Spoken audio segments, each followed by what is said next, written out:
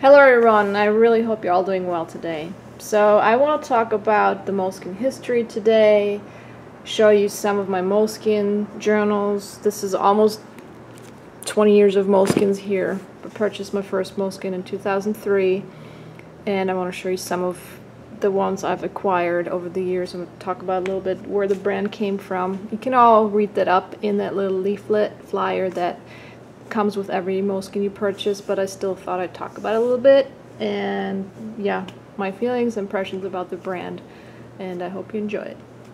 So Moleskine was originally founded in 1997 by the company Modo & Modo. They brought back a notebook that was supposedly used by artists and writers for the last 2 centuries in Paris, and I think the company that made the Parisian original notebook that looked like this went out of business, and then Bruce Chatwin in the 60s couldn't find it anymore, or in the 80s, I'm not sure. I should have read up on that more in detail. Anyways, it went out of business for a while, and then the company Modo & Modo picked up the idea, and then in 1997 created the Moleskine journal with the trademark that we know today. And the original notebook was only a pocket notebook. That was the only thing they had for a little while, and that's the first one I purchased in 2003, so about 6 years after it was founded. And it's also the first time I really fell in love with a notebook and enjoyed using it so much. It was my favorite notebook brand. I hardly purchased any other notebooks, even though back then they were expensive as well, but I still saved up all my money to buy a little Moleskine notebook because I loved them so much. This is the first time I felt really attached to an actual notebook versus just using it as a means to an end to put my thoughts on paper. So in 2006, Moleskine was acquired by a private equity firm, and they changed their name from Modo & Modo, the company, to actually the company named Moleskine as well. And then in 2013, the company Moleskine went public and was traded on the stock market, and that's incidentally when I really noticed the quality of the brand going downhill and the paper quality being really awful. And I talked about this in my previous video. I made a video about the really shitty paper quality that they've been using back then, and just the Moleskine falling apart even more.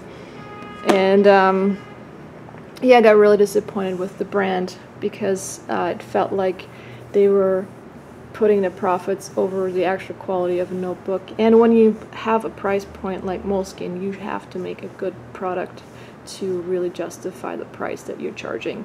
And you can't just charge for the name of the brand. I know a lot of companies do that, but in my opinion, that's not okay.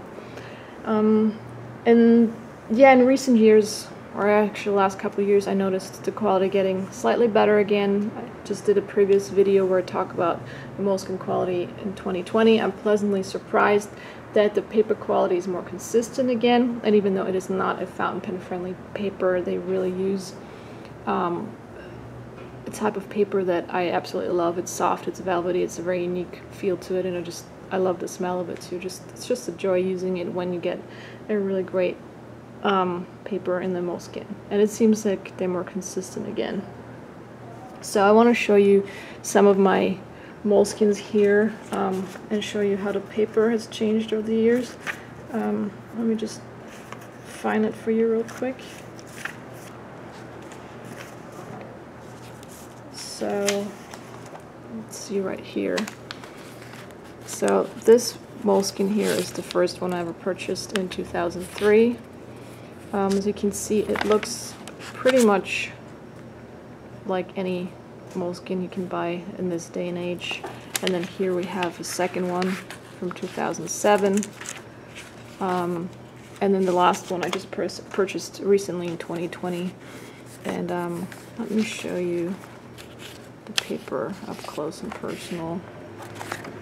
I hope the camera picks this up a little bit. There's slight variations in the coloring and the lining. So this is 2020, this is 2007, and then this is 2003. So this one's slightly more cream colored and slightly darker lines, 2007, and then used slightly wider paper again in recent years.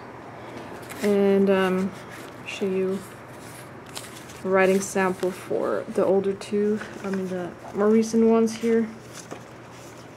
As you can see, between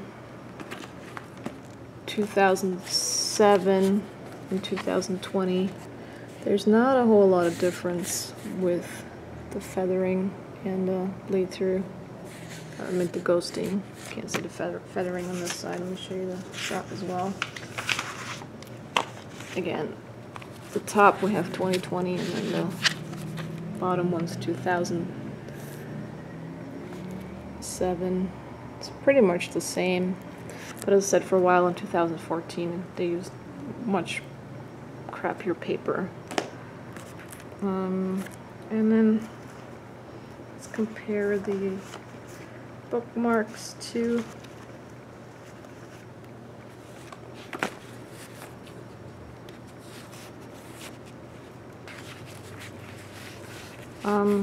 not much has changed there. So this is the oldest one.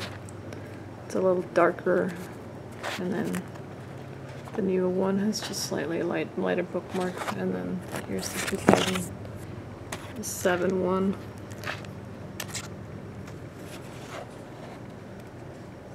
As you can see, hardly any difference. And the same with show you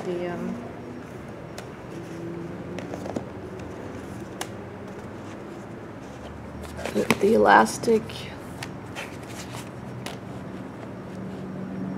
The first one I purchased has a slightly thicker elastic. It's a little bit wider, but then the other one's slightly thinner.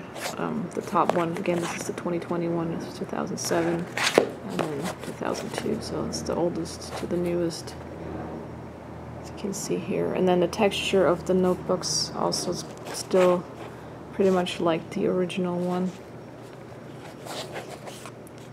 So you can see right there.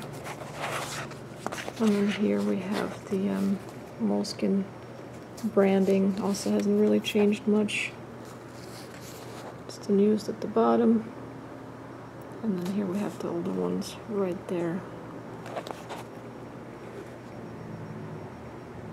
It's pretty much the same as well. So yeah, not much has changed there. They used to have these really flimsy, thin ones. Maybe they still do for the pocket ones. They use thinner, flimsier elastics, but the hardcover ones use the same type of elastic. So pretty consistent there. And then more Moleskines I purchased over years. I have here, what is this? Like a pocket daily planner. This one was from 2010. And then I have a couple travel journals, the city notebooks. We have New York and Paris here. Really loved using those on my trips. And then we have here a daily planner, classic hardcover large notebook. As I said, the first ones I ever made was the pocket ones. That's all they had. And then they started making calendars and all kinds of stuff. And I just want to show you the original one.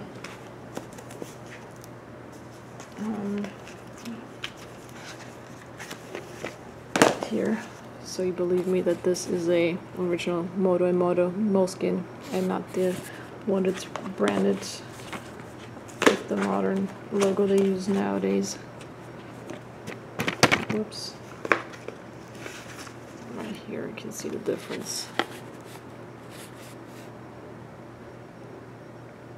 That's back in the day. And the pocket, it's still also pretty much the same. I'll show you that too. It's the one from 2020 here, and then this is the one from 2007. So still pretty much the same product. So they kept their design pretty consistent over the last 20 years or so. And what I love about Moleskines is that they're kind of the ones that started the whole notebook and journal culture. Before then, not that I know of, there was not really cult around notebooks and journaling, and less people were journaling. It was not really cool back then, so now there's this whole movement around journaling and notebooks and expressing yourself on the page, on the paper, and really being creative and just doing you on the page. And then here we have Also in a soft cover notebook as well. I can show you real quick, just a little bit. Personal notes in there. Yeah, so I've used plenty of Moleskines over the years. I've took a little break back in 2014-15 when the quality went downhill, but recently seems like they've got their stuff together again and making decent quality products, so I'm really happy about that. Anyways, if you have any questions, feel free to leave me a comment. Please let me know your experience with Moleskines and how you like using them. If you've enjoyed this video, please give it a thumbs up, and if you want to see more notebook videos, subscribe to my channel. Thank you so much for watching.